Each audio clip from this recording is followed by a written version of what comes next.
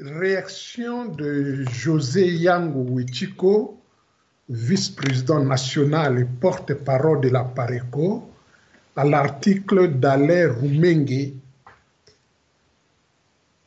À M. Alain Roumengue, maître S sciences en santé publique de l'Université de Laval, Québec, Canada, lecturer à l'université et militant de lutte pour le droit de l'homme en Afrique centrale et de l'Est. Messieurs, sans doute vous êtes un peu surpris de recevoir ou de lire sur Internet une lettre qui vous est personnellement adressée par une personne que vous ne connaissez ni d'Adam ni d'Ève. Pour vous rasséréner, je me présente illico presto, je m'appelle José Yango Wichiko, mieux connu dans la diaspora congolaise de partout, sous l'acronyme de Yajovan. Je vous écris la dite lettre, bien entendu sous ma double qualité d'historien de formation et de profession et d'ancien enseignant en tant que chef de travaux en histoire de l'Université nationale du Zaïre, INAZA en sigle d'une part, et d'autre part, de vice-président national et de porte-parole de la PARECO, mouvement de résistance patriotique congolaise, fonction qu'ils exercent actuellement.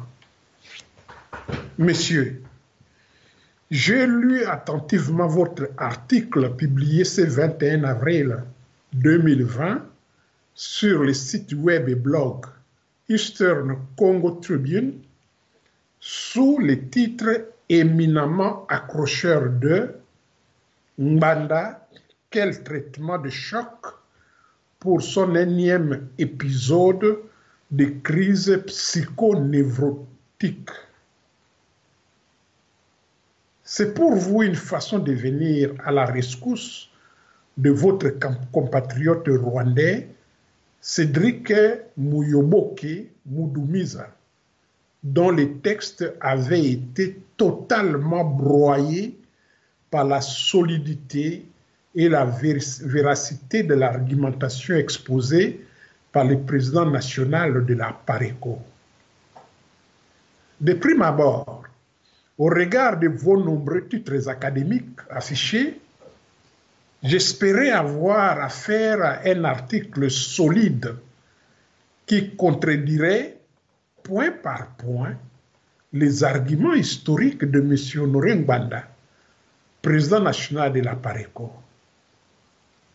Je m'attendais à vous voir démolir les arguments qu'il a appuyé dans sa communication du 6 mars 2020 par des documents de référence vérifiables de l'administration coloniale belge.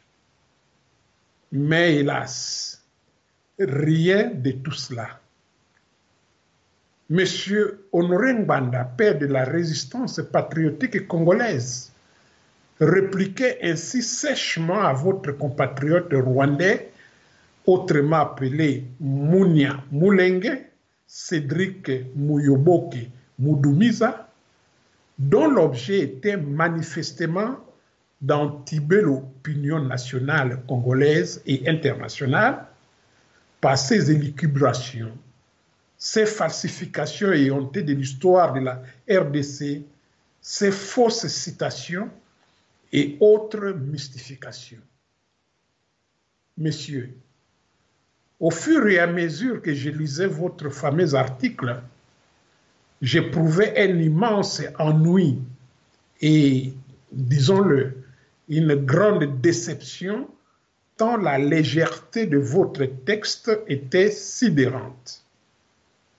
À la fin de votre texte, vous vous êtes présenté comme un lecturer de l'Université Laval au Québec, Canada. Je précise pour certains de nos lecteurs que l'anglicisme lecturer est l'équivalent du titre académique des maîtres de conférences dans les universités françaises ou de chefs de travaux dans les instituts supérieurs et universités de la République démocratique du Congo.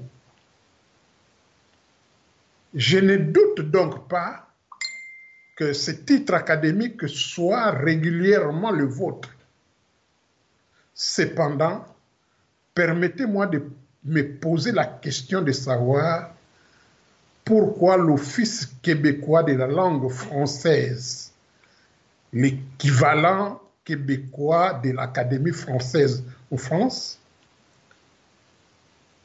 réputé très tatillon particulièrement contre les anglicismes, l'Office québécois de la langue française, disais-je, ait pu accepter que le terme lecture soit usité dans les universités québécoises dont fait partie celle de Laval. Mais malheureusement, en lieu et place des arguments convaincants qui dépassent les supputations de votre compatriote rwandais Cédric Muyobo Kemudumiza, j'ai plutôt pu relever les noms d'oiseaux de votre répertoire d'injures dont vous affublez M. Honoré Ngbanda du début à la fin de votre article. L'injure, dit-on, c'est l'arme de faible. Messieurs, je sais et je comprends que tous les Rwandais, comme vous-même, vous êtes tous aux abois parce que le message de M. Honoré Ngbanda ont fini par réveiller les Congolais de la diaspora et de l'intérieur de la RDC et de les dresser contre votre projet d'occupation. Vous êtes surtout en colère contre le président de la PARECO parce qu'il a réveillé le peuple congolais du Kivu, particulièrement les Bafouleros, qui ne veulent plus entendre parler d'un prétendu peuple Banyamulenge dans la région, car ils estiment, et c'est là avec raison, que s'il y a un peuple qui pourrait s'appeler Banyamulenge dans le Kivu, c'est bien le peuple Fulero et personne d'autre. Nous comprenons donc que M. Honoré Ngbanda soit du coup devenu l'homme à abattre pour tous les hégémonistes tutsi-rwandais. Mais en votre qualité de scientifique, je vous invite à les combattre plutôt avec des arguments scientifiques et vérifiables, comme lui-même les fait pour dénoncer vos mensonges, vos projets diaboliques et vos manœuvres d'occupation. Messieurs, élevez les débats, démolissez les preuves de M. Honoré Ngbanda.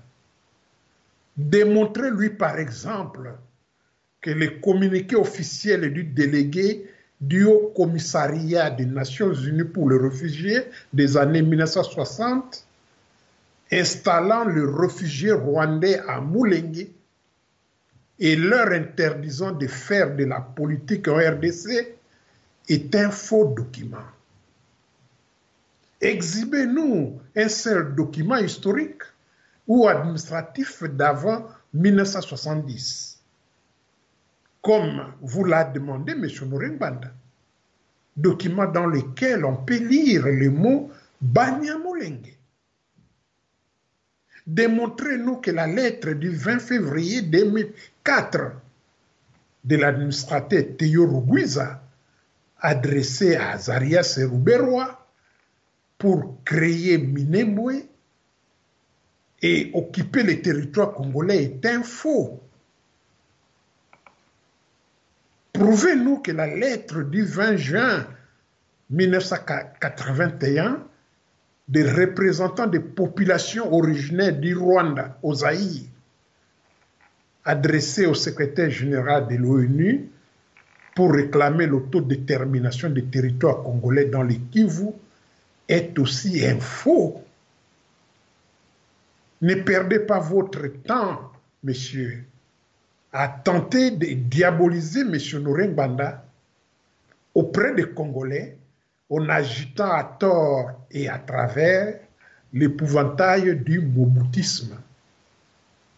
Cette recette-là est dorénavant décatie et ne marchera plus auprès de l'élite et de la jeunesse congolaise. Messieurs, sachez, pour terminer ma lettre, que les Banyamulenge ne sont pas des Congolais. Ce sont des Rwandais qui s'acharnent par tous les moyens possibles pour accaparer la terre congolaise quelque part au Kivu.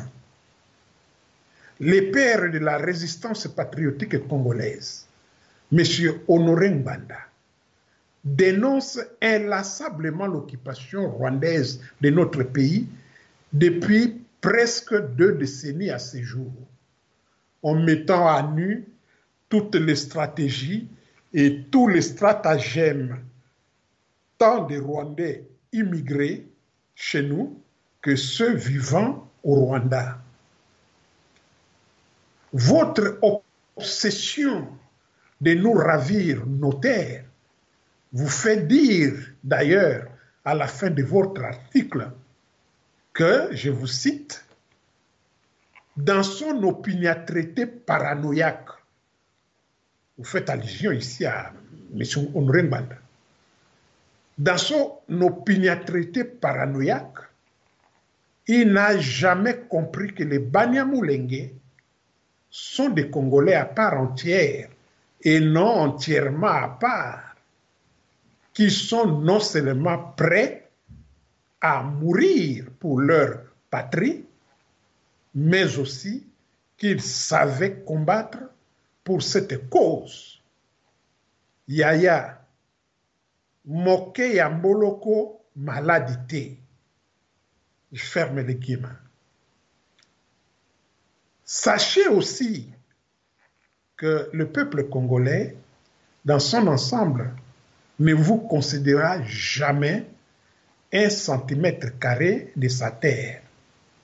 Je n'ai rien trouvé de sérieux dans votre article qui puisse mériter de ma part une réponse conséquente.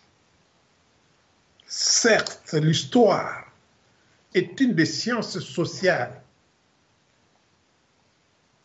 mais elle est très rigoureuse dans sa méthodologie et dans son approche pour restituer les faits historiques dans leur contexte spatio-temporel. Dans ce cas, elle n'est pas à confondre avec les fables, les contes et autres constructions intellectuelles et mécaniques de leurs auteurs. Sachez enfin que Honoré Ngbanda n'est pas seul comme vous le laissez supposer malicieusement dans votre article. Il a derrière lui de nombreux patriotes résistants congolais de la diaspora et de l'intérieur de la RDC qui sont dorénavant debout et déterminés à stopper net le projet expansionniste des Tutsis rwandais qui sont au pouvoir au Rwanda, ainsi que ceux qui sont camouflés à l'intérieur de la RDC. Lettre écrite le 24 avril 2020, José Yango-Etiko, ancien chef de travaux en histoire et vice-président national et porte-parole de la Parité.